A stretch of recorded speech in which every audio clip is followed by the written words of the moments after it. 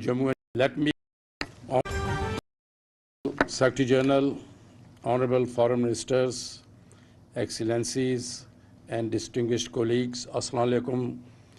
Let me extend my profound gratitude to the OIC and the Contact Group on Jammu and Kashmir for their principal position on Jammu and Kashmir dispute and unflinching, unequal support to the people of Jammu and Kashmir. Excellency, Jammu and Kashmir is an internationally recognized dispute that continues to be on the agenda of the United Nations Security Council since 1948 and reaffirmed by the subsequent relevant United Nations security resolutions. Excellencies, Indian illegally occupied Jammu and Kashmir is under Indian occupation for more than 7 decades. Through its unilateral and illegal measures of 5 August 2019, the RSS BJP regime in New Delhi is attempting to change the demographic structure of Indian illegally occupied Jammu and Kashmir. This constitutes flagrant violation of international law, including the UN Charter and the relevant Security Council resolutions, as well as the 4th Geneva Convention. Floodgates of the Hindu settlers from India have been opened, while Kashmiris are running from pillar to post to prove that their homeland is theirs.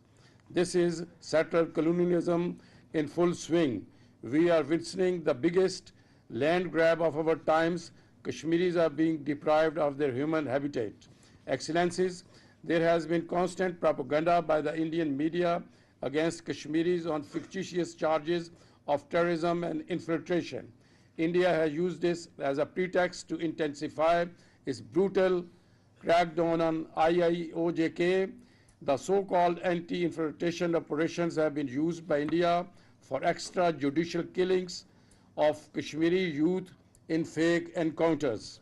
The Indian misinformation and propaganda campaign against Kashmiri speaks volumes about its frustration on the dossier unveiled by Pakistan containing irrefutable evidence of India's gross and systematic human rights violations in Indian illegally occupied Jammu and Kashmir.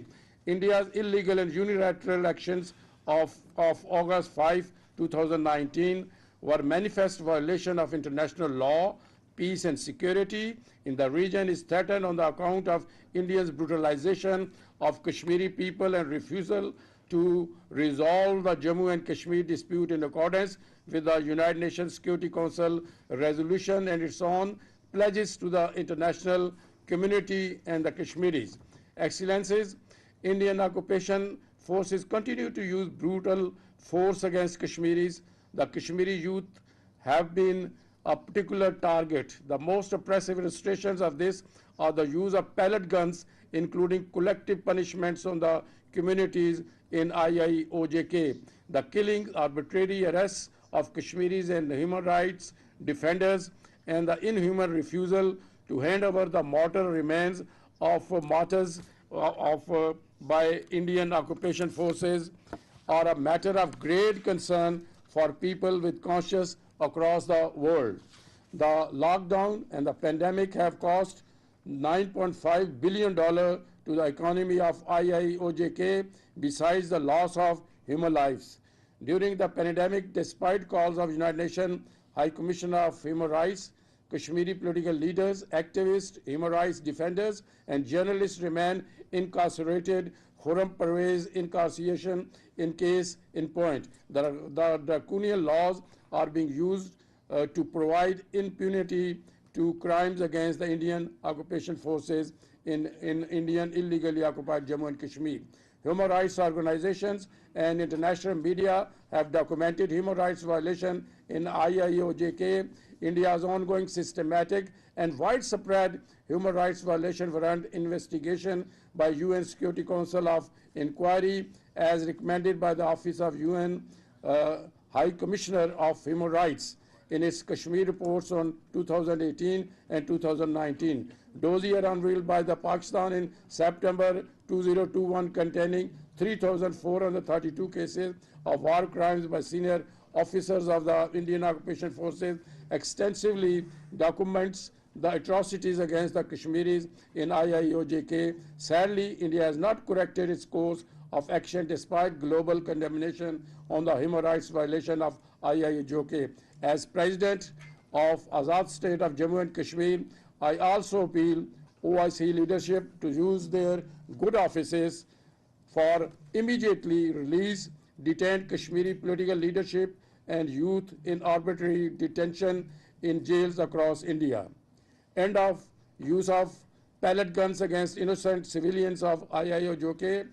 Request the UN Security Council to hold result-oriented meetings on Kashmir to implement its own relevant resolutions. Initiate a boycott and sanctions movement against India, and to start with ban import on non-halal meat and all non-halal products from India into OIC countries. Establish a Kashmir Humanitarian Fund with the help of Islamic Development Bank and Islamic Solidarity Fund. We also reiterate our call upon the United Nations Security Council to implement relevant UN Security Council resolutions regarding Kashmir.